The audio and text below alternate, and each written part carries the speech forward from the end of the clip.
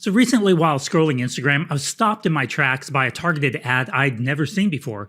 It was two people wearing full bodysuits that looked like something out of a sci-fi movie, and the tagline on the image said, "Precise measurements for real results." And I have to say that I would have loved this 10 years ago, to compliment MyFitness Pal for tracking my macros, Happy Scale for tracking daily body weight measurements, my training logs, my countless progress photos, and it would have basically replaced my electronic tape measure. One more data-generating piece of tech to help me obsess even more about every little change in my body shape and size. I mean, optimize my health and physique goals. Now, I'm Jeff Ash, certified nutritionist, personal trainer, and intuitive eating coach, and you're listening to the Men's Intuition Podcast.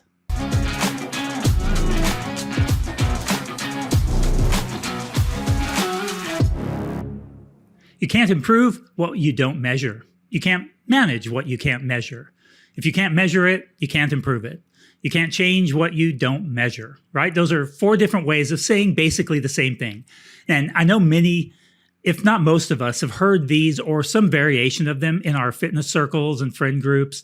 You may have heard it or said it yourself in the context of business as well. In fact, when I Googled this phrase as I was kind of preparing for this episode, every link that showed up in the results had to do with business until I added the word fitness at the end. And it does seem like we often take these business concepts and try and apply it to our nutrition and our exercise habits, which is problematic. And maybe we'll address that in another episode. But anyway, it seems to make sense though, right? But like almost every one-liner, it grossly oversimplifies, lacks nuance, and in my opinion, is dangerous and problematic when applied to nutrition, exercise, and our health. It's also problematic in the context of business as well, but that's not what this podcast is about, and I hate talking about business, so we're just gonna put that off, and that can be another conversation for somebody else who does like talking about business.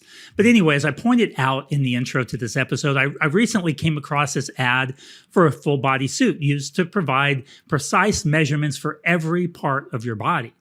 That's what inspired me really to record this episode. And this way of thinking that we need to track and measure every change in our body, it really feeds into this false narrative that is pushed on us by diet culture that with hard work, perseverance, willpower, and, of course, the perfectly optimized nutrition and training program, we too can achieve the body of our dreams, or in other words, the body that society currently deems right or beautiful or ideal, right? If we're being honest with ourselves. Now, I'm not saying that you can't change the size and shape and appearance of your body through hard work, determination, extreme discipline, and meticulous diet and exercise program. I mean, you can. That's why so many of us have tried so many different diets and why we tend to go back to them or look for maybe another one, hoping that maybe we just overlooked the one that will finally work for us, right? We see those changes just like the diet promise, but the problem is they're not sustainable for most people, and the methods that we're almost always encouraged to use to make those changes are completely unsustainable physically, psychologically, and socially. Now, that doesn't even begin to address the genetic factors that influence the potential size and shape and differences in the appearances of our bodies. All right, so back to the specific product that inspired this whole conversation. From their website and marketing, here are some other statements that I came across. The future of fitness sounds inspirational, right? Where accountability meets results. Not sure how that applied here, but that was another one of their quick little one-liners to inspire that drive to, ooh, this sounds cool. This product sounds great. Take the guesswork out of measuring with 3D body scans in the palm of your hand. I see blank. I'm not going to name the company here just because I don't want to give them any publicity, but I see blank helping people to not focus on the scale. This is a testimonial. Not focus on the scale and to focus on measurements. When you focus on the measurements, the scale will go down. That was from some Fit Pro, and I was kind of confused by that one because when you focus on the measurements, it basically, when we talk about not focusing on the scale, it's because we're not focusing on the measurements. and all of these fluctuations in our body, but yet they're encouraging you to focus not just on one measurement, but on every little detail of your body, every little fluctuation in the size or shape of it. Really interesting, strange kind of way there, very contradictory in many ways. Another testimonial said, blank is a game changer in measurement tracking. Track your changes over time and see exactly where your strong points and this part I kind of bolded in my notes, areas of opportunities are. So another common trick of diet culture and all of this stuff is to try and soften and use these words, wellness, behavior change, things like that, which nothing inherently wrong with those words, but the way that they use them to manipulate us into thinking that this is not a diet, this is not a fixation on the size or shape of our body, but in reality, that's exactly what this is. And they call them areas of opportunities. And of course, the suit will highlight those areas of opportunities or areas, in my view, areas to overly fixate on. So why do I see this as problematic? Well, I've kind of already slipped in some of those little comments in there along the way, but let me share a recent personal example and to give you a little bit of an idea of how this kind of thing can play out in real life. So on Valentine's Day, about 3 months ago, I had to have my gallbladder removed. I've talked about it on previous podcasts and on social media and stuff, but in case you're not aware, your gallbladder is basically a reservoir where bile is collected and concentrated. And when it's needed, the gallbladder releases this bile into the small intestines to basically help with the process of the digestion and absorption of fats, so our body can use it for energy. It basically releases bile when you need it based on what you've eaten. And when you don't have one, the bile just sort of flows out into your small intestine, which means that sometimes people can have some digestive issues related to dietary fat in particular. Often people without gallbladders need to avoid maybe really high-fat meals, lots of fried foods, that kind of thing. It's highly variable from person to person, actually. So again, this are just kind of some generalizations and kind of some of the stuff that you see if you Google what do I need to do if I have my gallbladder removed? What should I, what kind of diet should I follow? That kind of thing. But anyway, after mine was removed, I had a couple of weeks where I really didn't feel quite like eating anything near what I was accustomed to, both in the types of foods and the amount of food at any one time. I mean, honestly, the first 2 or 3 days, I don't really know that I ate very much at all, especially when I was in the hospital and that kind of thing. I just didn't feel like eating anything. So I started cautiously experimenting with different things to see how my body would respond over the subsequent weeks right after surgery. And in the process, I lost a not insignificant amount of weight, which was noticeable in how I felt in my body, how my clothes fit, and how I looked in the mirror, that kind of thing.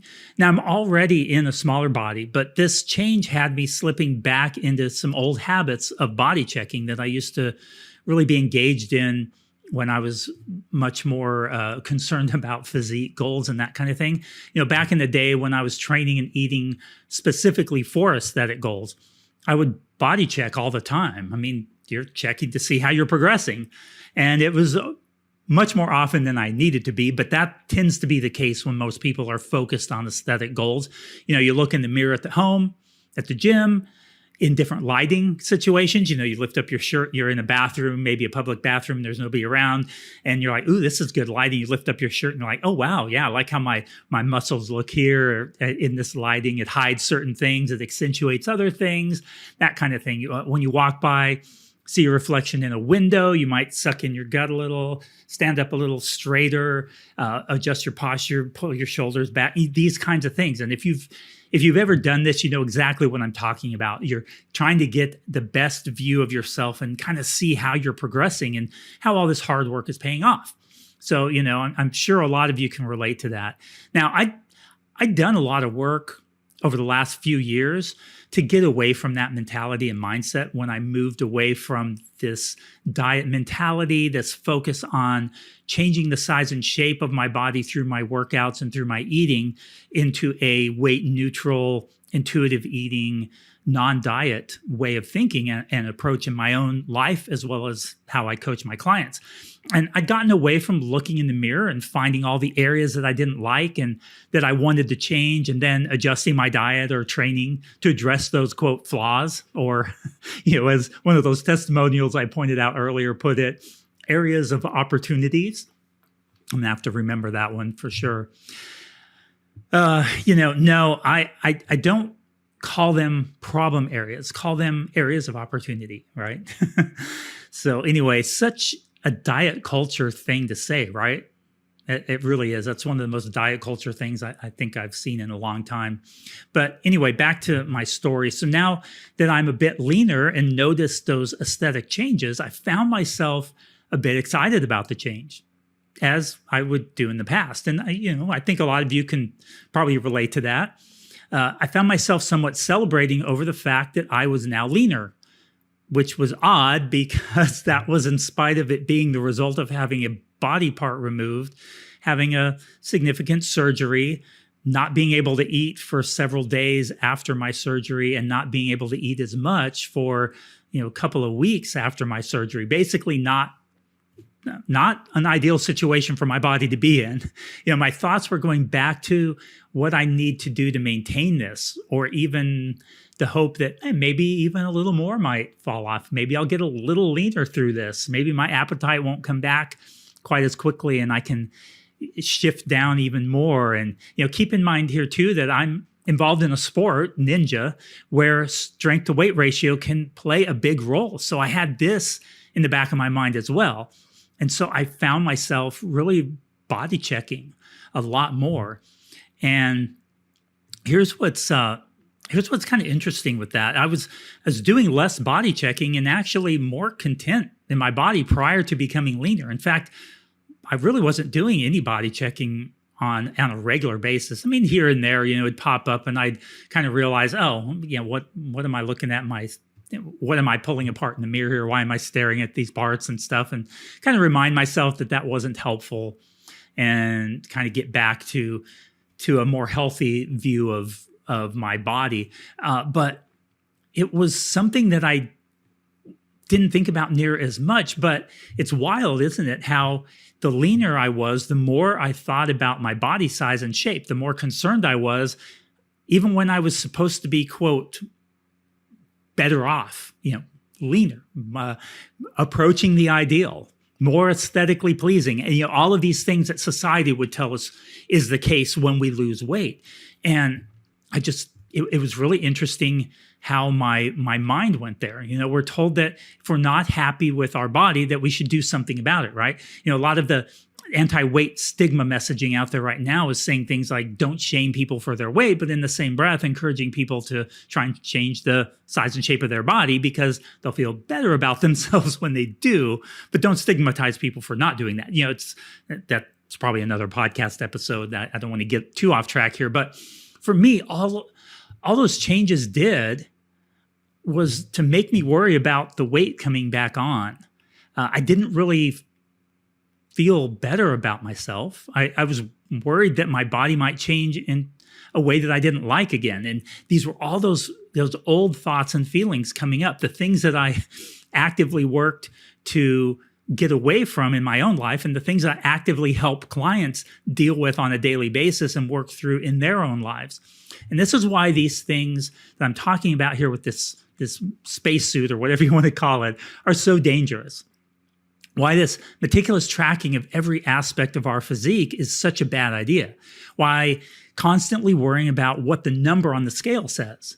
What I've found in myself and in the guys that I work with is that so often we make a change that's not really sustainable. We like what we see, but because it's not sustainable, our body tends to change back to about where it was. And now we have this image of what we feel like we could or should be. We got there before, right? So, but pushing aside all the disruptive things we had to do to get there and what we would have had to do to maintain it, we just push those things aside and just focus on, well, hey, I got there before, or I should be able to get there again. We focus on the image, comparing it to what we see now. And that's just not healthy. It's not psychologically a healthy place to be. It's not an emotionally healthy or beneficial place to be. this is also why I think it's a bad idea when I hear people say, I know I won't be able to maintain it, but I just want to lose this weight for this holiday or for this wedding or to see what it would feel like to have a six pack. No, you don't really. I can assure you that you don't want to know what that feels like unless it's something that you can naturally maintain, because when you have that image of yourself in that body and then compare your non-six-pack body to it later, you'll probably realize that those fleeting moments of excitement really pale in comparison to the negative feelings about your body that you have to deal with when you're playing this comparison game, comparing yourself to that view of your body that you now have burned into your mind. I mean, I still have this image of what my body looked like when I did my last, bodybuilding.com transformation challenge, which is basically a 12-week competition to see who could get as lean as possible. And, I remember doing those back 10 years ago. I still have the image from the last one in the shredded body and the spray tan. And it's really easy to fall back into that comparison and see yourself in the mirror the way you look now, which doesn't meet up to society's ideals of beauty, and think, I did meet those ideals of beauty a while back. I could get there again. And it doesn't even have to be that dramatic, because even if you're in a larger body now and you think, well, if I was in that smaller body and forced myself there, it's easy for me to say that being somebody in a smaller body, but we deal with the same kinds of things. It really comes down to, if we can't maintain it, if it's not a sustainable thing for us with our lifestyle, our genetics, what we're able to put into it. It's not a full-time job for most of us to maintain a certain physique. And so when it's not sustainable, it's so damaging and so disruptive in our way of thinking. And it's so problematic for our body image when we are focusing on comparing where we are today to another time in our life that wasn't even sustainable anyway. It's this comparison and meticulous monitoring of every aspect of our body that's so problematic. And that's what this ad really reminded me of and brought up, and why I just kind of wanted to talk about this from kind of more of a philosophical kind of a position, a little bit less than, it's not my typical episode where I like to provide some practical tips or steps or strategies and that kind of thing. This is more of a thought experiment, that kind of thing. But it's this comparison and monitoring of our body that drives us to spend more time thinking about, obsessing about the perceived imperfections in our body. We may have actually been feeling good or better about our body. We may start to like what we are seeing in the mirror, not because of any major physical change, but in our perception of ourselves. This is healthy. I had a client recently share an experience like this where they felt good about what they saw in the mirror, knowing good and well that their body hadn't changed, but their mindset had. And so, but when we fall into this comparison game, we don't get to enjoy the benefits of those mindset changes. Now, another thing to think about is, now we have this device that says, no, look at what changed. Look at this new flaw. Look at this area where you regressed. Look at this area of opportunity. In other words, look at all these problems with your body that need fixing. And that's what this suit does. That's what this scale does. That's what progress pictures do. That's what tape measurements do. That's what striving for society's ideals of beauty does to us psychologically and emotionally.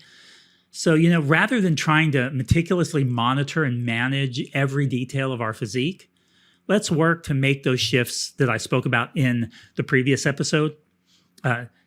Shift from thinking of the body as an ornament to thinking of it as an instrument. Shift from, focus on measurements that we have limited control of, really, to a focus on healthy self-care behaviors that we actually do have control over. Shift from judging our people and ourselves is included in that, quote, people, by their appearance, to recognizing people come in all shapes and sizes, and that this says nothing about their worth as a human being or our worth as a human being. All right, so Thanks for joining me for this conversation. I hope that gave you some things to maybe think about or reflect on. I think it's important that we regularly take time to think and reflect on things like this. It can be a good thought exercise to help strengthen our reasoning and help us to keep diet culture at arm's length. Keep in mind that ideas have consequences, and this idea that we need to or should meticulously monitor things like every aspect of our body is only going to lead us down a dark path where we develop this overvaluation of size and shape, which, by the way, is one of the key factors in those with binge eating issues and many of those with full-blown eating disorder.